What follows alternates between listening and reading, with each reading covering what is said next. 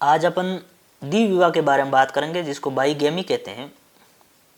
और हमारे एक हिंदुओं में परंपरा है कि एक बार शादी करने के बाद में 7 जन्म तक साथ रहने का वादा किया जाता है। यानी व्यक्ति जीवन में एक ही बार शादी करता है और इसको लेकर कानून भी बनाया गया है कि द्विविवाह यानी पति और पत्नी के जीवन काल में कोई एक पक्षकार या पति या पत्नी ने कोई दूसरी शादी की है तो उसे द्विविवाह कहते हैं। और द्विविवाह होने की जो शर्तें हैं, कब हम कहेंगे द्विविवाह हो गया, उसके लिए ज़रूरी ये है कि उन दोनों के बीच में पहले विवाह हो चुका है और दोनों पक्षकार जीवित हैं, और जो पहली शादी हुई थी वो वैध थी यानी कानून सम्मत थी, और दूसरे पक्षकार के जीवन काल में एक पक्षकार दूसरी शादी कर लेता है तो उससे हम कहते हैं ये द्विविवाह। और ऐसा करना भारतीय दंड संहिता यानी आईपीसी की धारा 494 के अंतर्गत दंडनीय अपराध है, और उसके साथ ही साथ हिंदू विवाह अधिनियम 1955 के अंतर्गत अवैध है। अब अपन बात करते हैं कि इसका जुरिस्डिक्शन जो क्षेत्राधिकार है वो किसको लगेगा, इसकी एफआईआर होगी या परिवाद होगा। सबसे पहले मैं आपको बता दूं कि 494 जो आईपीसी की धारा है वह द्विविवाह को दंडनीय अपराध बनाती है, और ये एक असंज्ञेय अपराध है, यह जमानती अपराध भी है और ये समझौता योग्य है, कंपाउंडेबल भी है कोर्ट की परमिशन से। लेकिन इसमें एफआईआर दर्ज नहीं होती, यानी पुलिस थाने नहीं जा सकते हैं आप 494 के अंतर्गत एफआईआर करवाने के लिए, क्योंकि ये स्टेट के खिलाफ ऑफेंस नहीं है। पहली बात, यानी राज्य के विरुद्ध अपराध नहीं है, ये दो प्राइवेट व्यक्तियों के बीच में अपराध है। दूसरी बात, यह असंज्ञेय अपराध है, इसलिए इसमें एफआईआर नहीं होती। तो फिर क्या होगा, इसके लिए संबंधित क्षेत्राधिकार वाले प्रथम श्रेणी के न्यायिक मजिस्ट्रेट के न्यायालय में एक परिवाद पेश किया जाता है, और उस परिवाद पर इस केस को चलाया जाता है। मेरा कहने का मतलब है इसमें पुलिस एफआईआर नहीं करती है, इसमें न्यायालय में सीआरपीसी की धारा 200 के अंतर्गत परिवाद पेश किया जाता है। और यह असंज्ञेय अपराध है, जमानतीय भी है। खास बात यह है कि इसमें परिवाद पेश करने का जो अधिकार है वह उन दोनों पक्षकार को, पति और पत्नी को है, किसी तीसरे पर्सन को नहीं है। अब अपन बात करते हैं कि ये हिंदू विवाह अधिनियम के अंतर्गत भी अवैध हैं और आईपीसी की धारा 494 के अंतर्गत ही दंडनीय अपराध है। तो ये जो 494 है ये किस किस पर लागू होती है, यानी कौन से धर्म पर लागू होती है और किस धर्म पर लागू नहीं होती है, मैं आपको बता दूं। हिंदू धर्म, ईसाई धर्म, पारसी धर्म और मुस्लिम महिलाओं पर, देखो ध्यान देने वाली बात यह है कि हिंदू धर्म, पारसी धर्म, ईसाई धर्म पर समान रूप से लागू होती है, और उसके साथ साथ मुस्लिम महिलाओं पर भी समान रूप से लागू होती है। लेकिन मुस्लिम पुरुषों पर लागू नहीं होती है, क्योंकि मुस्लिम पर्सनल लॉ में इस्लाम के अंतर्गत पुरुष को एक साथ 4 पत्नियां रखने का अधिकार देता है।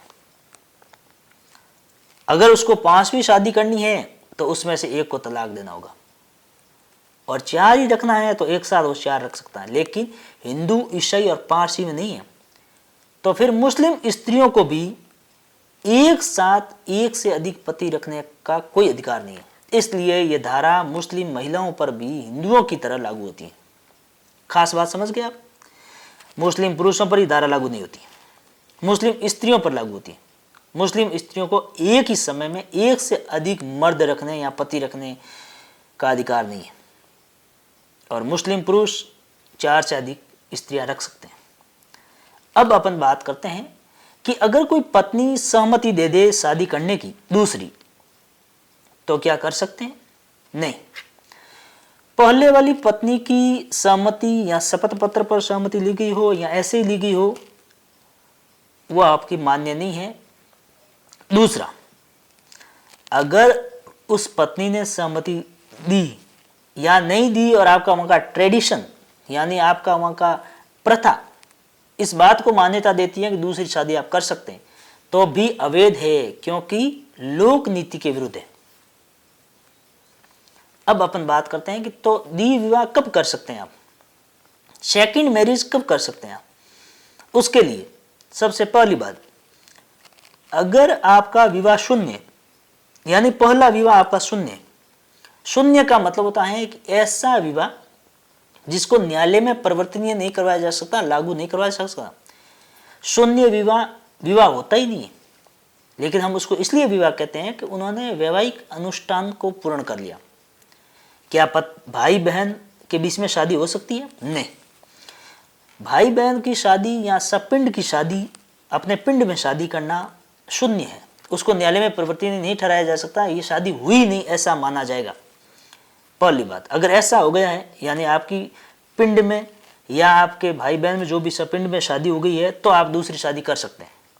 यानी पहली शादी शून्य है तो दूसरी शादी कर सकते हैं, या फिर आपने संबंधित क्षेत्राधिकार वाले न्यायालय में तलाक की डिक्री ले ली है, यानी पति और पत्नी के बीच में विवाद हुआ, न्यायालय में गए, डिक्री मिल गई, सहमति से मिलो, से एक तरफा मिलो, उसके बाद आप दूसरी शादी करते हैं तो कर सकते हैं, उस पर 494 लागू नहीं होती।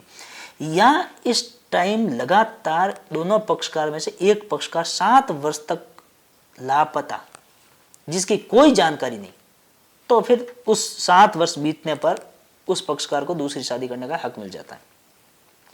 या दोनों पक्षकार 7 वर्ष से अलग अलग रह रहे हैं तो भी, यानी आपकी तलाक है या शादी शून्य है या 7 वर्ष से अलग रह रहे हैं या 7 वर्ष से लापता है, तो आप दूसरी शादी कर सकते हैं। तो फिर आप के ऊपर भारतीय दंड संहिता आईपीसी के अंतर्गत अपराध नहीं है, यानी 7 वर्ष का जो दंड का प्रावधान है वो आप पर लागू नहीं होगा।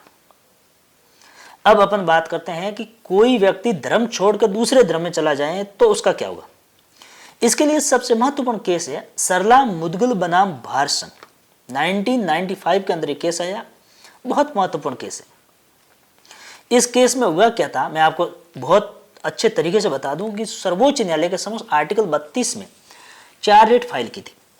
एक मीना माथुर ने फाइल की थी, और मीना माथुर का जो महिला थी उसकी जो शादी हुई थी वो जितेंद्र माथुर के साथ हुई 1978 में, और 1988 तक उसके 3 बच्चे हुए। 1988 में उसने मीना माथुर को छोड़कर मुस्लिम धर्म स्वीकार कर लिया, और मुस्लिम धर्म में जाने के बाद सुनीता उर्फ फातिमा से शादी कर ली।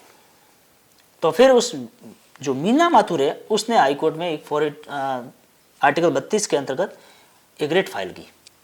फिर क्या हुआ, जिस सुनीता से उसने शादी की उसके साथ कुछ टाइम रहा और एक बच्चा पैदा होने के बाद पुनः हिंदू धर्म ग्रहण कर लिया, तो जिस सुनीता उर्फ फातिमा से शादी की फाइल कर दी। तीसरा केस इसमें था गीता रानी, जिसकी शादी प्रदीप कुमार से हुई, और कुछ टाइम बाद प्रदीप कुमार ने भी इस्लाम धर्म स्वीकार कर लिया। और एक इसमें रेट फाइल थी, वो थी सुष्मिता घोष बनाम जीएस घोष, उसने भी हिंदू धर्म छोड़कर इस्लाम धर्म स्वीकार कर लिया।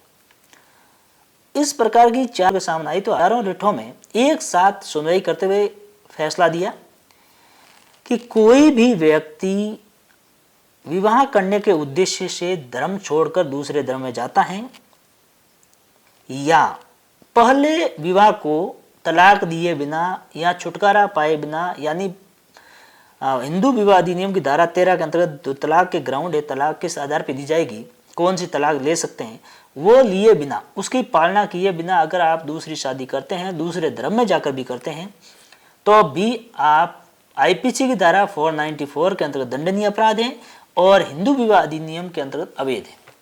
न्यायालय ने कहा कि हिंदू विवाह अधिनियम का जो प्रभाव है स्वतः खत्म नहीं होता है, उसको कानून के दायरे में रहकर खत्म करना होगा।